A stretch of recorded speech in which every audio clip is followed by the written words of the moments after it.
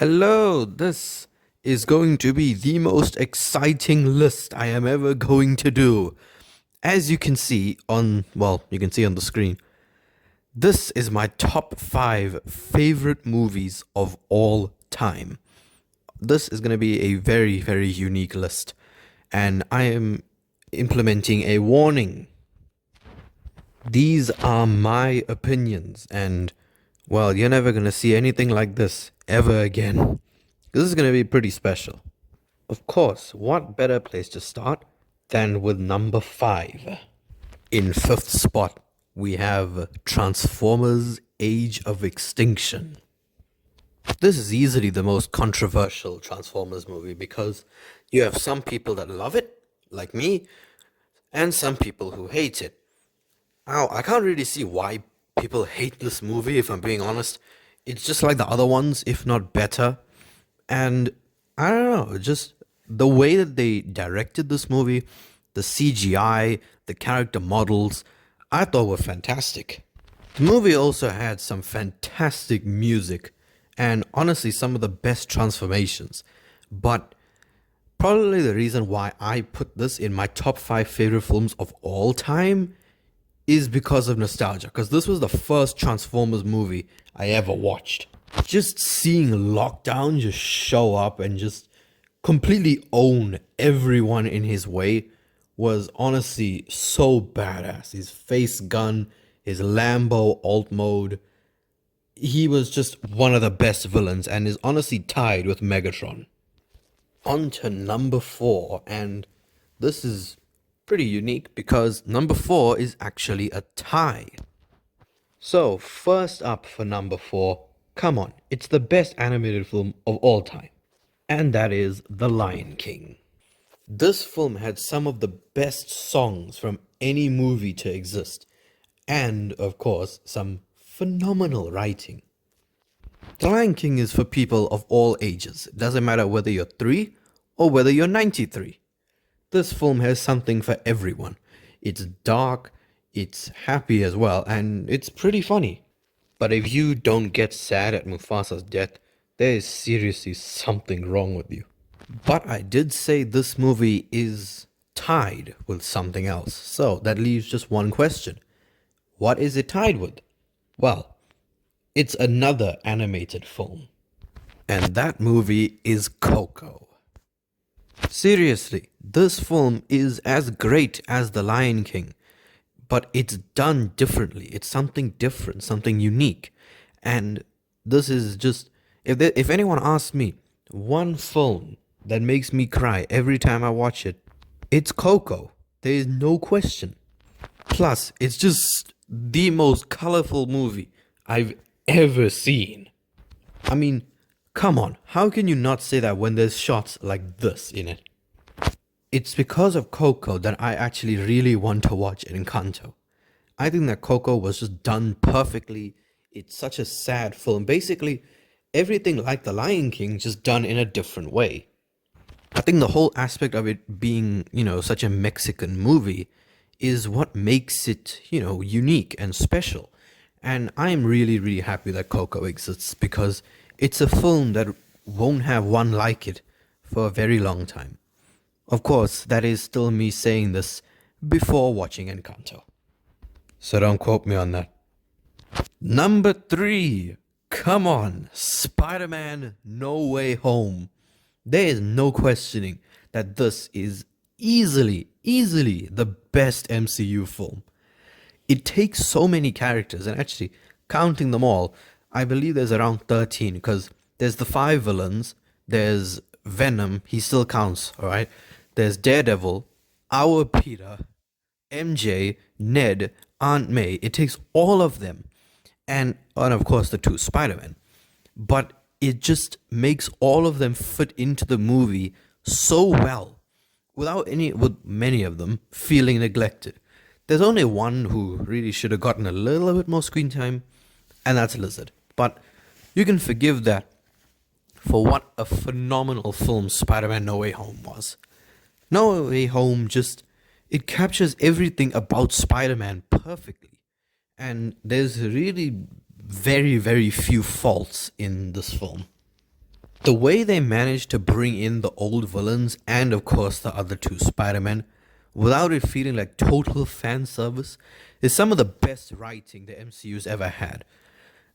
And, many will go against that and just say, oh, the writing for No Way Home was horrendous because it essentially is just, random quotes from previous films. When I completely disagree. You have to have amazing writing in order to make all of this feel perfect into one film. And yes, of course, the footage I am playing over this is my edit that I did for Spider-Man No Way Home. So check that out as well, because that was pretty, really fun to make. In the number 2 spot, we have another Transformers movie. This is Dark of the Moon. I know this movie, every single bit of dialogue by heart. I have watched it so many times.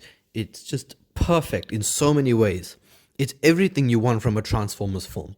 Fantastic transformations, awesome, amazing voice acting, and has some of the best action sequences in the whole franchise. Of course, this gorgeous chase scene with Bumblebee, Dino, Sideswipe, and the Dreads. And then obviously, oh man, I just have to play the clip.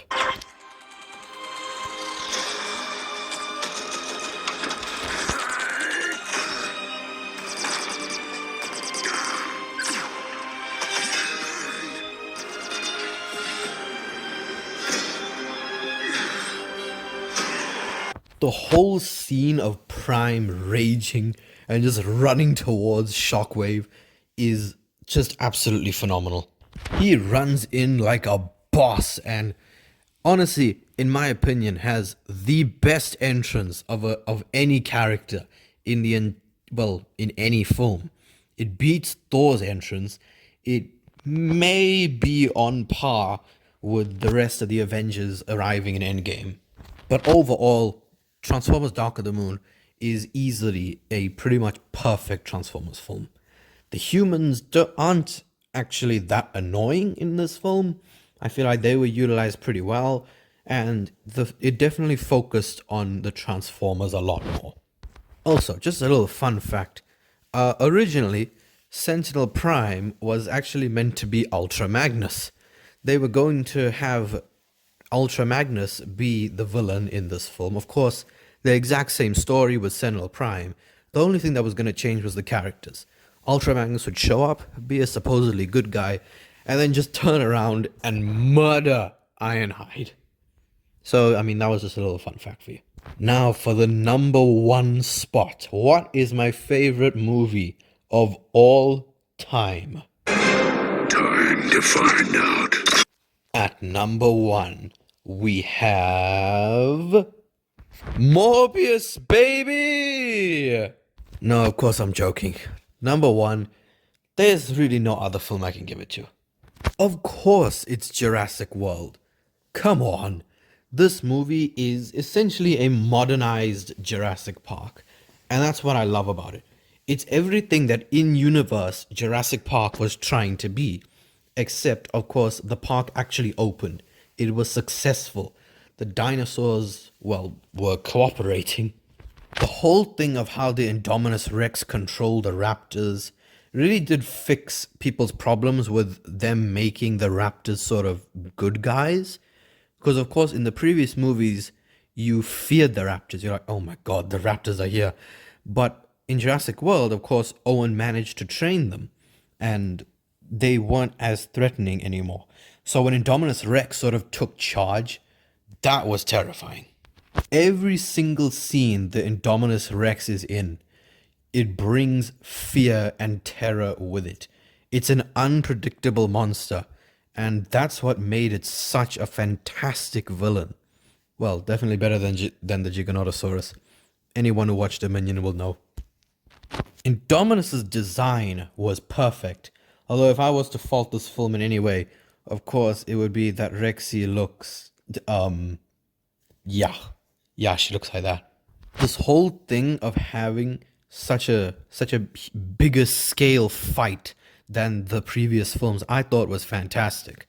And the fact that they only showed the T-Rex at the end of the film, I think was great, so that it didn't obviously steal the show from the Indominus Rex. While yes, it is strange that I prefer Jurassic World to Jurassic Park, I have my reasoning. Jurassic World just took everything about Jurassic Park and improved upon it. Now, obviously, not every single aspect, but the music, the visuals. Well, the visuals for Jurassic Park, of course, was something else, especially for that time. And Gray just running around the park, so excited. It is just so relatable because that is how a true dinosaur nerd would react if a place like this existed. You just want to run around and be everywhere at once. But that is Jurassic World, and whew, that ending raw, it is fantastic.